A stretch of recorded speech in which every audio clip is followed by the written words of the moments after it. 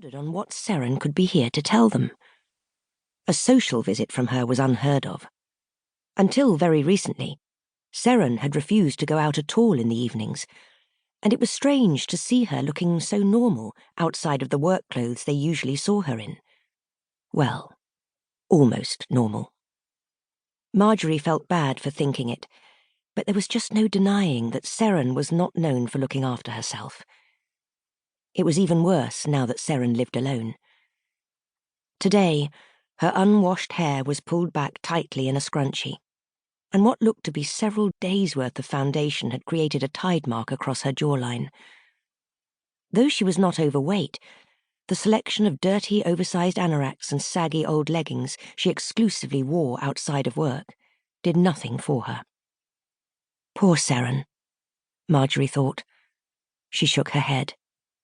Poor Seren. She brought in the pot of tea on the wheeled trolley and felt embarrassed by Clementine's blatantly disgusted look at Seren's appearance. "So, what was it you wanted to talk to us about, dear?" Margery said, trying to snap Clementine out of staring as she helped herself to a cup of tea and sat down on the arm of the armchair. "Help yourself to a toffee penny, or can I get you something a little more substantial?" "Thanks, but no thank you," Seren said, opening her third sweet. "You've put out a fine array of crudités already, and I shan't keep you long." Margery frowned confusedly at the small finger bowl of twiglets and the saucer of party rings she had put out on the coffee table next to the quality street. There was not a vegetable in sight. "Unfortunately, this is not a social visit. I've come here on very dire business indeed." "Well, spit it out, woman. We haven't got all night," Clementine said, a little too impatiently for Margery's liking. Seren leaned forward conspiratorially. "There's been a death." Margery dropped her teacup in shock. "Good God!" "Margery, please don't swear," Clementine said, turning to Seren, who was nodding her head vigorously, as though she was a person of great importance. As though no one had ever caught her eating profiteroles in the school kitchen's walk-in freezer. "What do you mean, Seren? Who's died?" "It was a terrible accident. Well, that's what they're saying down at the leisure centre," Seren said, still nodding. "I wouldn't have believed it myself, but accidents do happen. You know, just last week I broke my back tooth eating a Cadbury mini egg." Margery and Clementine exchanged a look. "Anyway, she was one of our own. Our kitchen manager, Mrs. Hughes." "Mrs. Hughes?" Margery said, struggling to find her voice. "You can't mean Caroline Hughes?" "Unfortunately, I do, and I have it straight from the mouth of the man who found her. Gary Matthews.